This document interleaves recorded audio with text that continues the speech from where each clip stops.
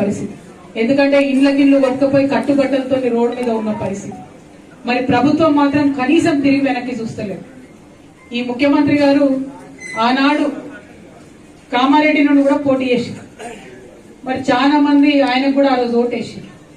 ఇవాళ కొడంగల్ మీద ఏదైతే ప్రత్యేకమైన శ్రద్ధ పెట్టి ముఖ్యమంత్రి గారు పనిచేస్తున్నారో కామారెడ్డి మీద మాత్రం సీతకన్ను వేసినారని చెప్పక తప్పలేదు.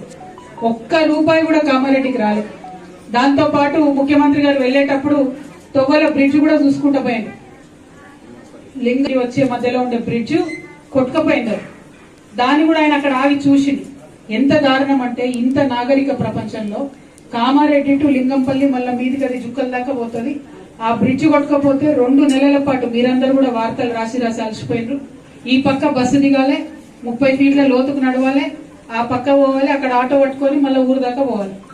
అటువంటి పరిస్థితుల్లో 2 నెలలు కామారెడ్డి ప్రజలు ఇబ్బంది పడితే తర్వాత కాంట్రాక్టర్కి ఇస్తే ఆయన వచ్చి మట్టి వచ్చిపోయాడు.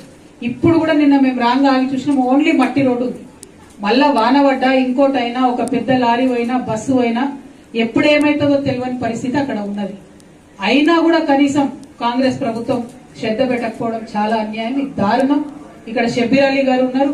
आपसे गुजारिश करती हूँ शब्बीर भाई, मैं आप बहुत इन्फ्लुएंशियल है सरकार में, आप जरा बात कीजिए. वो जो लिंगमपल्ली का ब्रिज है उसको जल्द से जल्द बनाइए. वो अपने लोगों के लिए जानलेवा साबित हो सकता है, तो इमीडिएटली उसके ऊपर आप एक्शन लीजिए. షబ్బీర్ అలీ అన్న గమ్మత్తు ఆయన పాపం టార్చర్ పెడుతుంటాడు అన్న.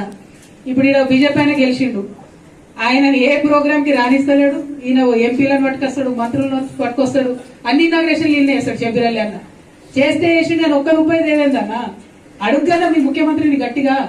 మన నిజామాబాద్కి ఏమైనా చేయమని అడుగు, మన కామారెడ్డికి ఏమైనా చేయమని అడుగు. ఎందుకు అడగడం లేదు? మీరు నిజామాబాద్ లో పోటీ చేసిరు, అక్కడ 1 రూపాయి ఇవ్వలే.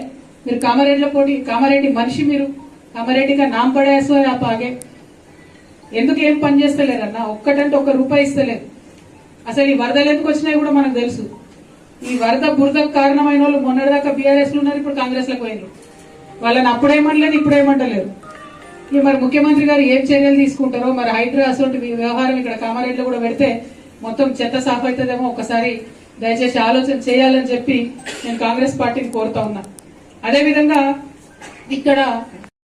ఇక్కడ నుంచే నవంబర్ 10, 2023 నాడు బీసీ డిక్లరేషన్ చేసి ఈ కాంగ్రెస్ వాళ్ళు ఇక్కడ లోకల్ నాయకులు చెప్తే వాళ్ళ మాటలు ఎవరు నమ్మరని చెప్పి పక్క రాష్ట్ర ముఖ్యమంత్రి బీసీ బిడ్డ సిద్దిరామయ్య గారిని తీసుకొని వచ్చి మరి ఇక్కడ బీసీ డిక్లరేషన్ చేసి సైలెంట్ కూరుకున్నారు.